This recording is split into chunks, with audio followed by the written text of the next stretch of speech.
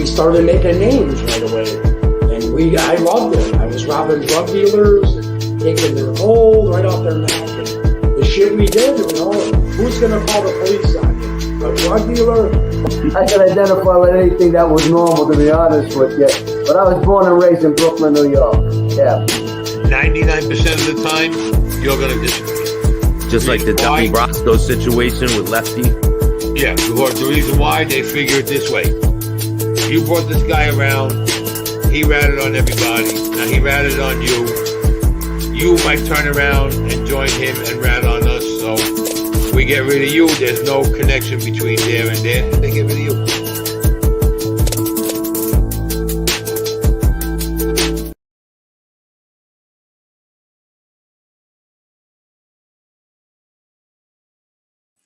Welcome to this episode of Chatting with Staxx. I'm your host, Bill Staxx, and today I got Derek Galanis. Galanis, right? Yes, sir, Staxx. How are you, brother? I'm great, man. How you been?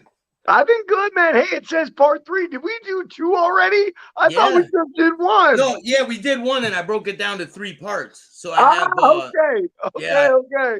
So I have a part 3. I was gonna play it, but I was like, let me just call him and see if he wants to do a live. So what I'm doing is a lot of my past guests that I did interviews with, I'm bringing them on live so people can ask them questions and things like that. So awesome.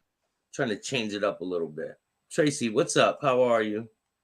Stacy, how are you? Tracy, Stacy. So how you been, man? I've been good, man. I just, I got a new life out here. I'm in Utah. All I do is work and roll jujitsu. And my work is a karate studio. I'm a program director. So, it's cool, man. That part of my life didn't have to go away. What do you do? Teach karate? So I teach a little bit, but I'm the program director. So like my job is to bring the students in. Like they give me leads and I get them in there and I sell them. Yeah. Do you do it all over the country or just where you are? No, right now I'm just where I am. But, I'm talking to, we have a franchise that goes all over the country. I'm sending those guys my book. I'm hoping to move up very fast. That's awesome. Shout out to Jared Tillinghast with Brawl for It All. He does something similar to that. He teaches kids how to box and things. So right on. Yeah, man. Today we're gonna talk about jealousy, man, because there's a lot of it out there. It seems like people just can't get enough, man. It seems like I don't know. This I don't even respect this dude. They call him Doo-Doo Boy. His nickname is Jeff Nadeau brung you up in a recent show. And yeah. He was saying the game's watered down with people like Ramondi and Derek Galanis. And I'm like, who is he? Like, who is that guy? Nobody knows him. I think Billy said a lot worse than that. Yeah, he did. I didn't really pay attention to all of it. I heard your name. And I wanted to talk about that because you were in the chat and you wanted to go on there and explain yourself to him. And what happened? Yeah, no. So I was just talking to, our friend Adrian, and Adrian said, yeah, Jeff Nadeau's talking about you right now. I'm like, all right. So, I hop in the chat. I'm like, hey, this is Derek Galanis. Let me in. And keep in mind, the guy's using my photo in his, in his background with Raymundi and everybody else.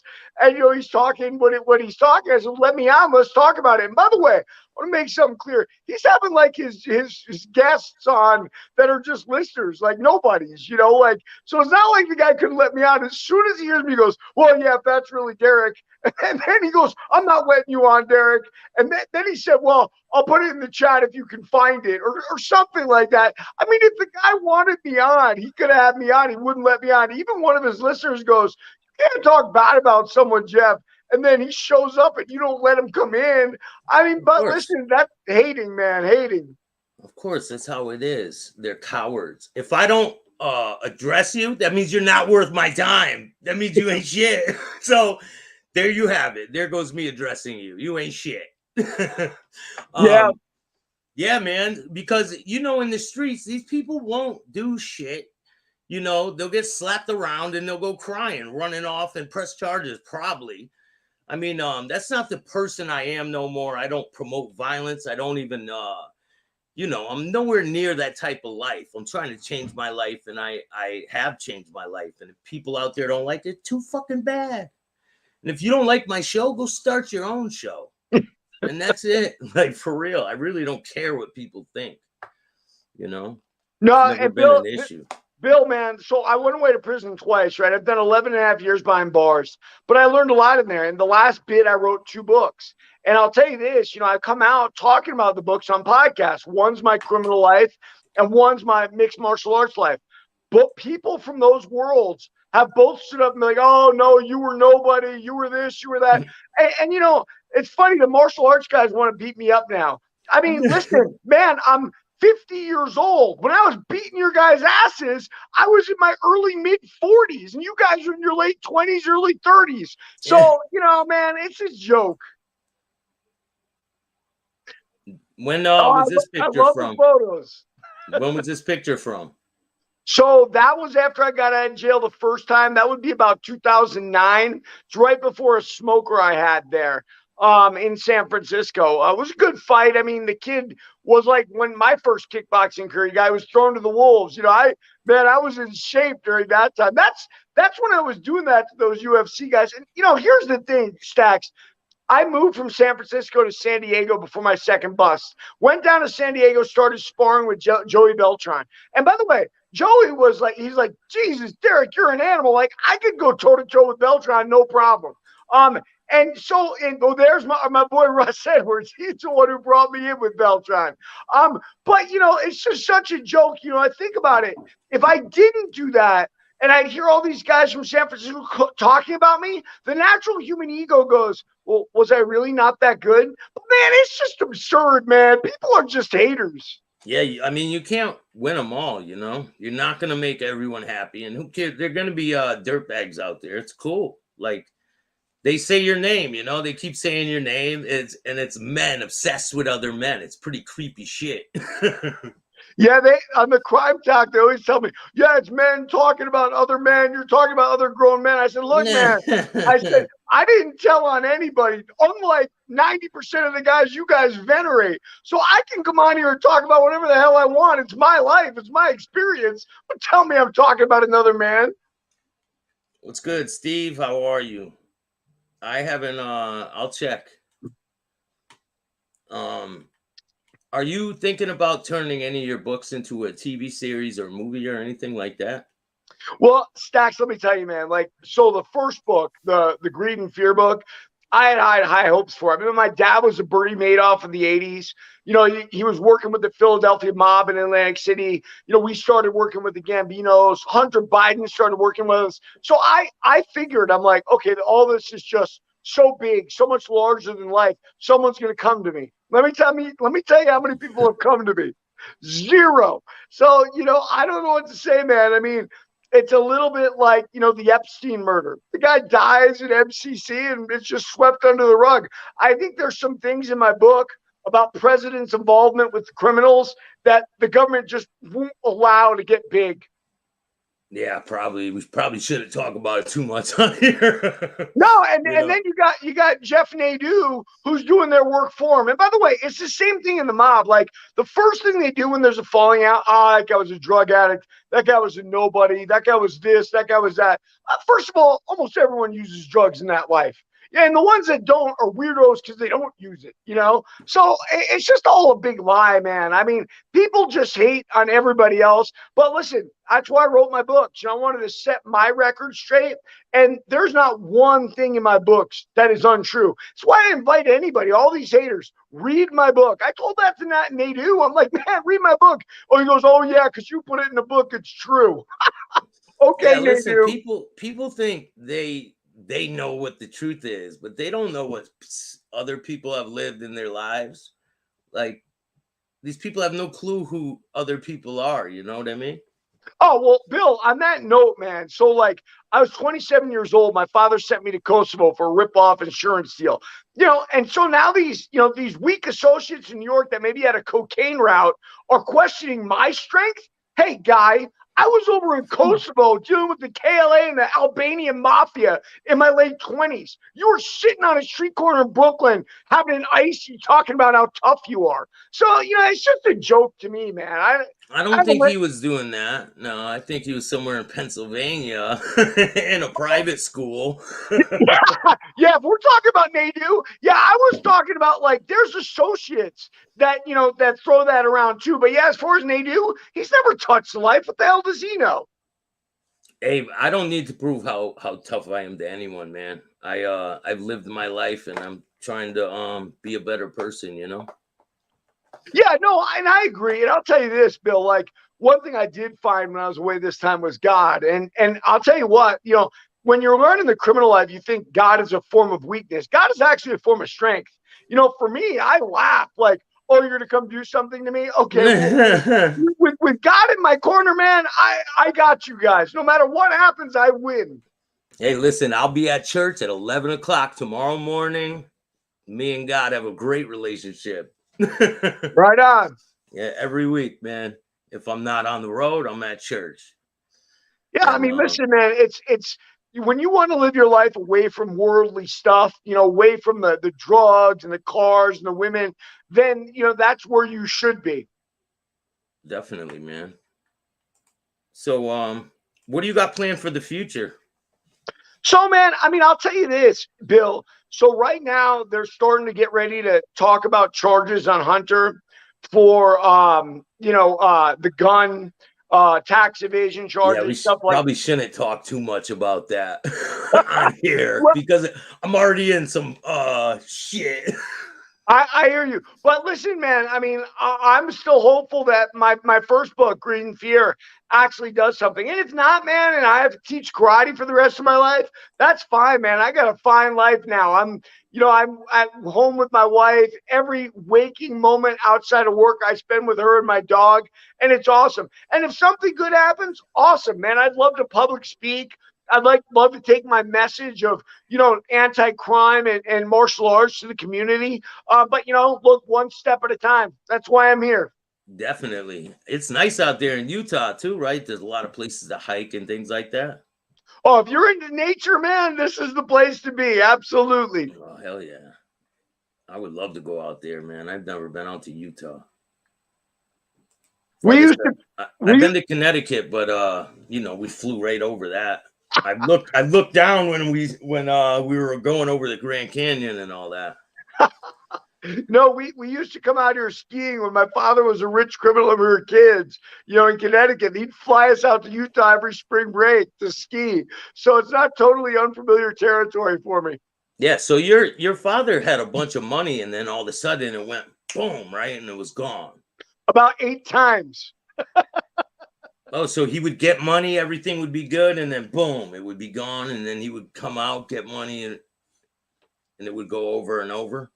Yeah, Bill, and it never ends. It's either feast or famine, and you get real tired of a life like that, man. Because even when you have a lot of money around, it's just blown money. So you're spending 10 grand on wasteful, worldly things, every month, but that doesn't last. And then you're living suddenly on like a normal wage. So yeah, that was my life up until now.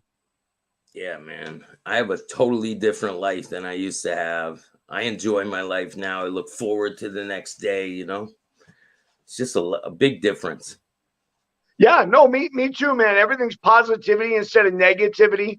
All that negative stuff from behind, I try to tune out. And then you got guys like Jeff Nadeau beating his head up and stuff.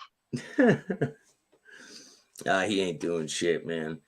This dude paid Sammy the Bull to go on his show, talk trash about his granddaughter. And then Sammy goes on the show. The logic behind this is just mind-blowing. I don't know. Maybe he didn't see the episode where he was trash talking his granddaughter, but that's pretty wild, man. Listen, guys like Alight and Sammy are selling their reputations, right? That's all they have now. And so that's what they're out there doing, and when people want to say things about me, I go, look, man, you can say whatever you want. I never ratted. I had the same opportunities they had. and I did my time like a man. And I'm not saying Sammy and John aren't tough. Obviously, they're tough. It's proven. But everybody has that moral decision to make, and I didn't make that decision. Then Nadeau's paying him to come on his show, calling me a phony. It's like, well, listen, man, I kept it G when I was in the box. They didn't. How much time could you have shaved off your sentence if you cooperated? Oh, I'd have walked home, bro, both times. They'd have let me out. They'd have let me out that day. And they made it very clear in my first case where they wanted Gambino. They're like, listen, man, you wouldn't have to do any real jail time. We'll get you home. We'll do this. And by the way, because I said no, they tried to give me 20 years. That was a statutory max. They would have gone above that if they could have. And I open pled to the indictment. We're getting into legalese stuff, but I didn't take a deal from the government. I got 11. I beat it down on appeal to 9, got out in 6.5 with the drug program. Second time, man, I mean, they'd have released me right away. But, unfortunately, I would have had to tell my Albanian friend Emer, who I met in Kosovo when I was there, and my little brother Jared. And I wasn't willing to offer those guys up. My older brother, my father, I mean, listen, man, not only did they rip me off after I went to jail for them, but they plotted to murder me. So, sort of my loyalty to them was over. But unfortunately, with the government, man, what you'll find, they're as bad as the gangsters. Yeah, but the government will come to you and be like, oh, they're plotting this and that, and they're lying about it, right? Yeah, I mean, one of the things they do, and they're mandated by law, if they hear that someone is in the crosshairs, like in the sights, they're supposed to come tell you. I don't know how hard they work to actually do that. They didn't do it in my case, I'll tell you that. But there weren't any wiretaps in my case with my brother and father either. So maybe they didn't know. There was a lot in the one up in Boston, man. I'm telling you, like over 200. That's sure. A lot. That's a lot. They spend a lot of time on the government spends a lot of time on wiretaps and putting money towards surveillance on these different crime families.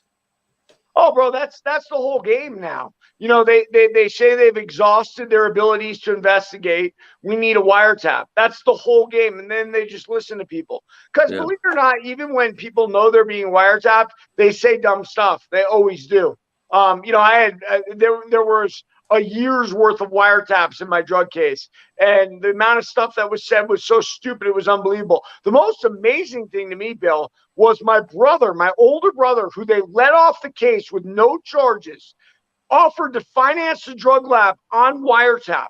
But when he got arrested, he was so freaking charming and convincing that they let him go. And I'm just sitting there like, oh my God.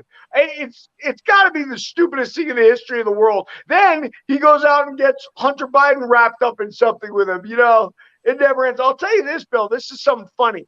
So the judge, or no, not the judge, the prosecutor in that case, it's a guy by the name of Todd Robinson. He had he knew the DEA invaded my house pretending to be the Gambinos. He's the one who let my brother off. I released my book, and he's only about 55 or something. Suddenly, Trump appoints him to be a judge in San Diego. And I tell you, it really felt like he was trying to shove that corruption under the rug. I'm a judge now. What are you going to do? Because they're not going to touch a judge for stuff they did as a prosecutor. No. Because you graduated to the next level. Yep, you right? bet. That's all erased now. Yeah, definitely. It's wild, man. The stories I've heard are insane of some of the things they do and the tactics they use.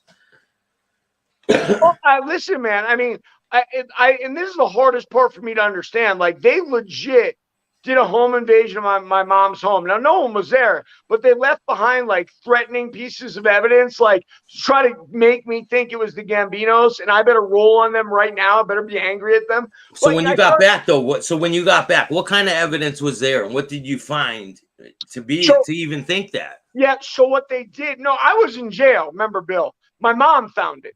So my dog was locked in a closet.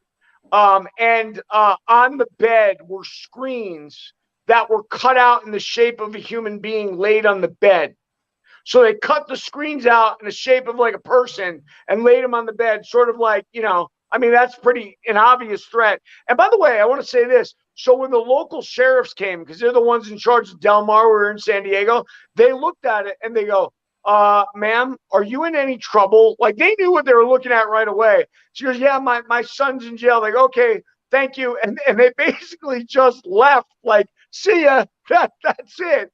I mean, man. Wow. And then I had an ex-DEA private investigator working for me. He took off too. Why did he take off? Because he knew his buddies in the DEA did it. And he didn't want to, like, he wasn't going to tell on him, but he didn't want to be associated with it anymore either. So he just bolted too. Like, he suddenly resigned as my private investigator.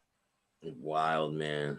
That's wild. So when you find out this in prison, what are you thinking? So my first reaction is exactly what they wanted. So my mom tells me, I'm like, get me a meeting with them right away.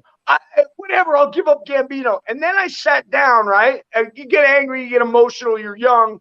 And I started thinking about it. I go, well, I've been in jail over a year. How could it be that Tommy would decide a year down the line that the best thing to do is for us to invade Derek's mom's house? And then I started thinking about it too. The cops knew how close I was to my mom.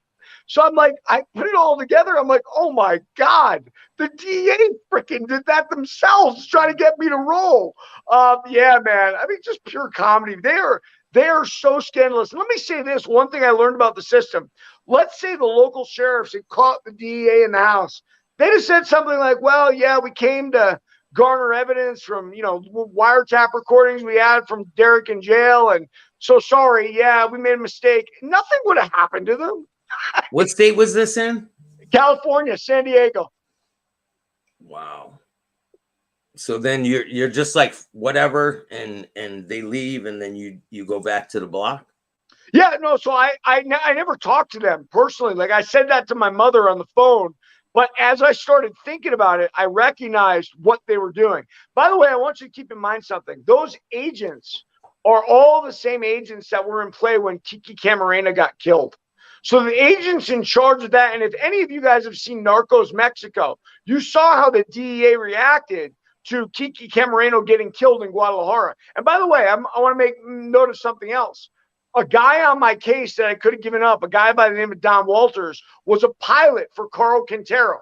Carl was the guy who actually killed Kiki. So they were livid and all over it. And, the thing is, it's like a dog who learns how to bite somebody and he tastes blood and he likes it. Those agents were off the trails, man. I mean, invading a guy's house like that with his mother, it meant nothing to them. I mean, those guys were in Mexico killing people, so to them, that was like a joke. Yeah, the craziness that's going on now, man, it's insane. When you turn on the internet and look at social media, it's just crazy, the videos you see. You're not kidding, brother. Absolutely. It is getting bad out there. And with the drugs, with the violence, with everything, it's just all compiling, Yeah, but Bill, the whole the drug war is such a failure. You know what I mean? I'm not advocating drug use. It is the worst thing you can do. But one thing we know is policing it doesn't work, right? So if they legalized it and made it cheap and instead changed all these jails into treatment centers, they'd have a place to stand. But right now, we essentially, half the feds is a bunch of drug addicts, guys who got needles in their arms. And what's the point? Go ahead. It's a mental health crisis. Absolutely. That's what it is. It's a mental health crisis, not a crime crisis. No, because if you just give those people hotel rooms, they're going to end up going in there using drugs and dying or turning it into drug spots. You got to get these people help.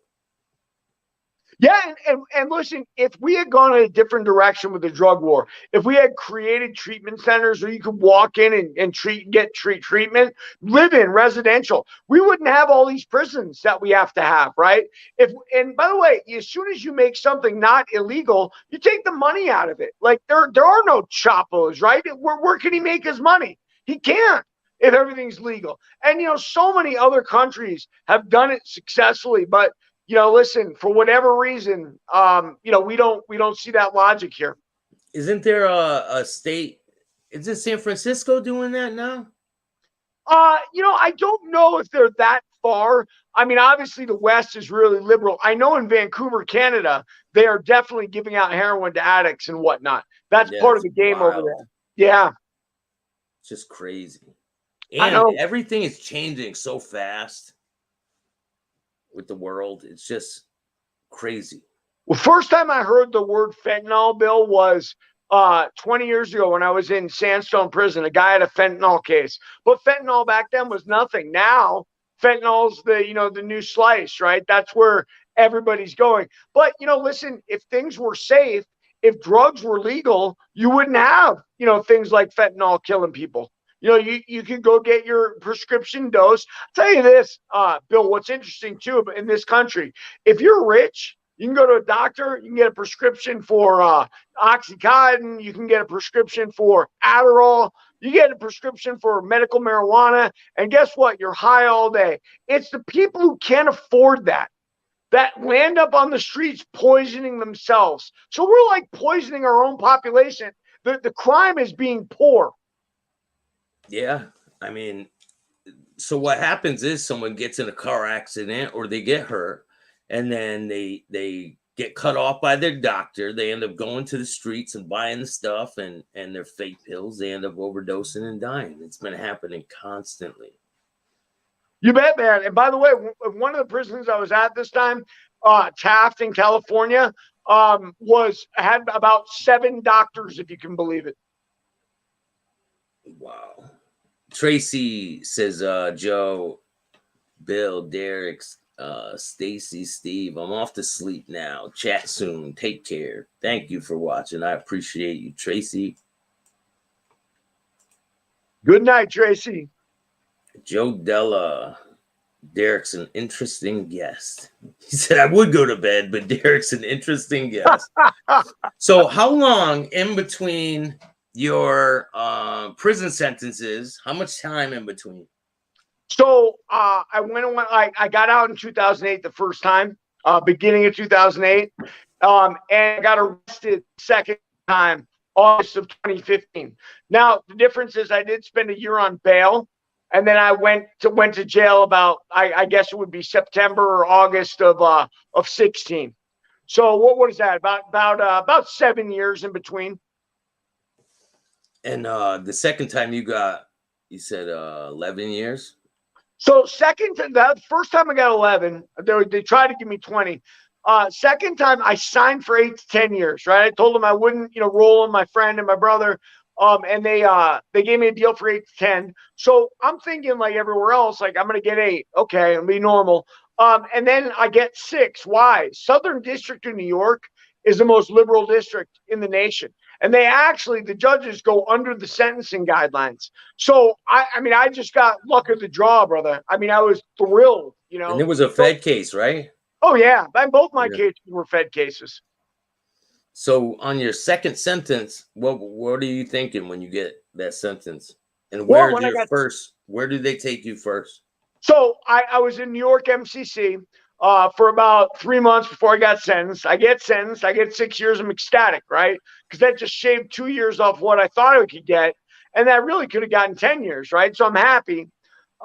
You're happy to get 6 years in prison. Oh, you bet I was, Bill. And then they shipped me to Lachuna, Texas.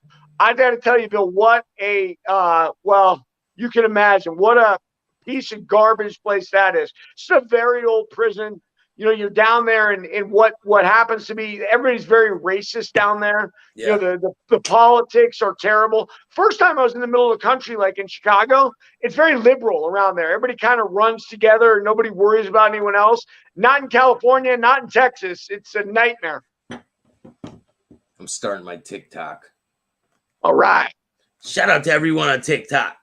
I'm streaming on like 10 different platforms right now. So like I started a networking thing. So it's really branching out everywhere, I wish I had half the technical expertise you did, man. I'd be doing that with all my stuff too. The only thing I have patience for with my ADD is TikTok. Yeah. You do the videos on TikTok, right? I do. I put them on Instagram and Facebook. I'm trying to put them on LinkedIn for my martial arts stuff, but they cut me off recently. Yeah, you'll get it. It's a lot of work, man. People don't understand how much work putting these shows together is. I put a show on every single day. I release an interview, and I've been doing it for 2 years. Brother, that's why I don't do that. That's why I'm more than happy to come on, but I don't think I have the patience to do what you do.